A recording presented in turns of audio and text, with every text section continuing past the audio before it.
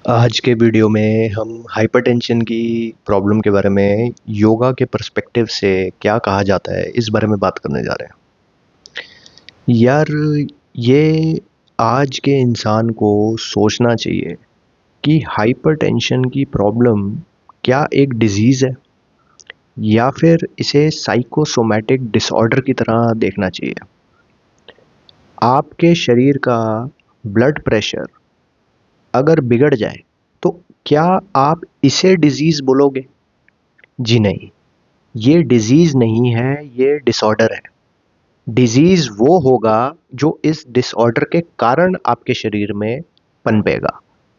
तो अब मैं आपसे पूछ रहा हूँ कि आप अपने डॉक्टर के पास जाते हैं, तो आप हाइपरटेंशन की प्रॉब्लम को डायग्नोस करवा के क्या उसका ट्रीटमेंट एक डिजीज़ की तरह ले रहे हैं?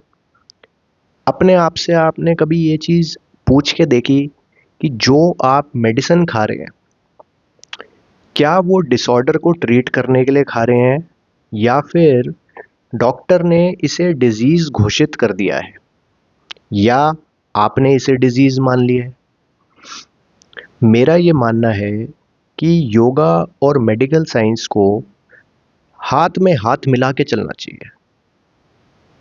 मेरे एक्सपीरियंस में मैंने कुछ लर्नेड डॉक्टर्स देखे हैं जिनकी डिजीज़ेस को लेके अप्रोच, अपने पेशेंट्स को लेके अप्रोच, लाइफस्टाइल को लेके अप्रोच इतनी जेन्युइन होती है कि उन्होंने कभी भी डायरेक्टली किसी भी पेशेंट को दवाई खाने के लिए, हाइपरटेंशन के लिए खास करके रेकमेंड नहीं किया। आज भी ऐसे डॉक्टर्स मौजूद हैं, लेकिन डॉक्टर्स भी क्या करें? डॉक्टर के पास लोग इस तरीके से जाते हैं कि चुटकी बजाओ और सॉल्यूशन पाओ। डॉक्टर्स ने अपनी मेडिकल साइंस की बुक्स के हिसाब से जो नॉलेज गेन करी है, उस हिसाब से वो आपका ब्लड टेस्ट करवाएंगे, ब्लड प्रेशर चेक करवाएंगे, आपसे आपकी ईटिंग हैबिट्स, लाइफस्टाइल हैबिट्स पूछेंगे। उसके बाद अगर हाइपरटेंशन डायग्नोस होगी तो आपको वो दवाई लिख देंगे। आप भी वो केमिस्ट से दवाई लेके खानी शुरू कर दोगे, रेगुलर चेकअप कराओगे और हर बार ये खुश हो जाओगे कि मेरा ब्लड प्रेशर रेंज में है जी। या जब बढ़ जाएगा तो डॉक्टर के पास भागोगे, डॉक्टर पूछेगा क्या आपने खान पान में कोई बदलाव किया है या दवाई बंद करी है, तो फिर आप उस हिसाब से एक्शन लोगे।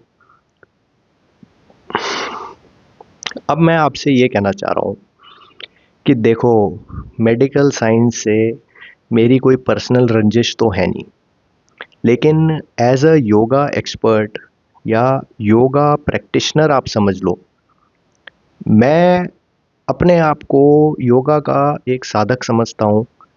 मैंने इस फील्ड में काफ़ी नॉलेज गेन करी है, काफ़ी मेरे को इस चीज़ की प्रैक्टिस है, अंडरस्टैंडिंग भी है।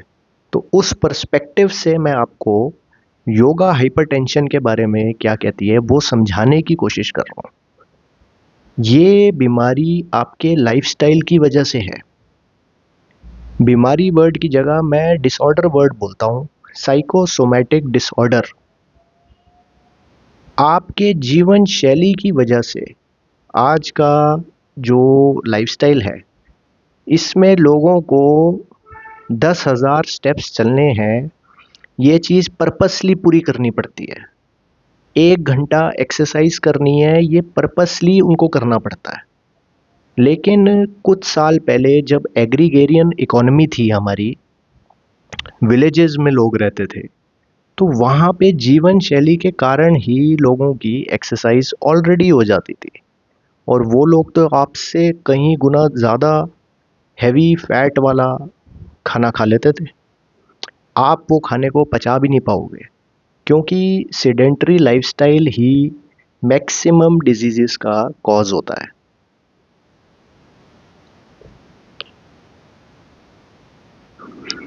शरीर को सिर्फ एक फिज़िकल बॉडी की तरह देखना, ये मेडिकल साइंस की अप्रोच है। मेडिकल साइंस शरीर को फिज़िकल सेंस में ही देखती है, समझती है और समझाती है।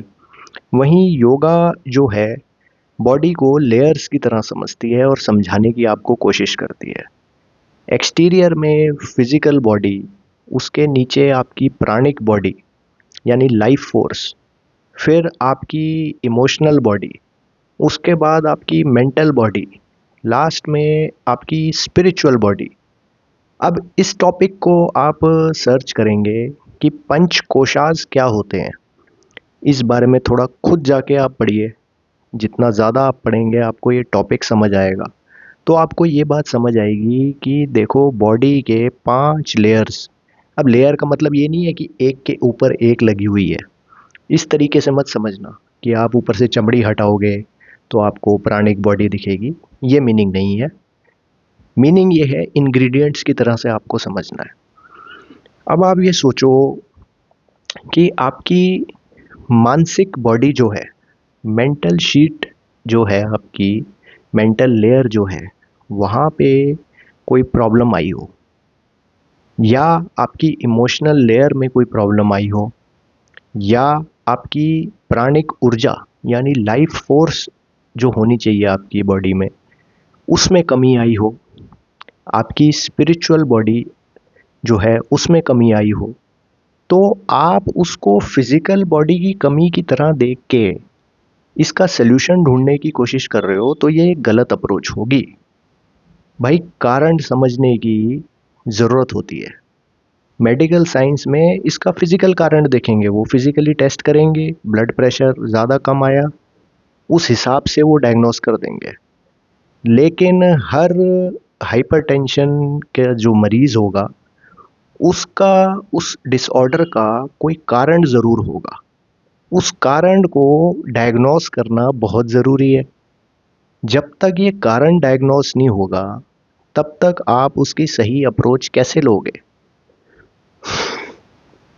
आपके मन में कोई विचार फंसा हो, आपके दिमाग में किसी प्रकार की टेंशन रहती हो, आपके खान पान की वजह से, आपकी ब्रीदिंग हैबिट्स की वजह से, आपकी स्लीप साइकिल की वजह से, इन सब की वजह से आपकी प्राणिक एनर्जी रिड्यूस हो गई हो, या फिर आपके जीवन में आप जिस तरीके से जीवन को जी रहे हैं, अपने आप से धोखा देते हुए, अपनी आत्मा को धोखा देते हुए अगर कोई ऐसे काम करते हैं, तो आपकी स्पिरिचुअल बॉडी भी इफ़ेक्ट हो रही है।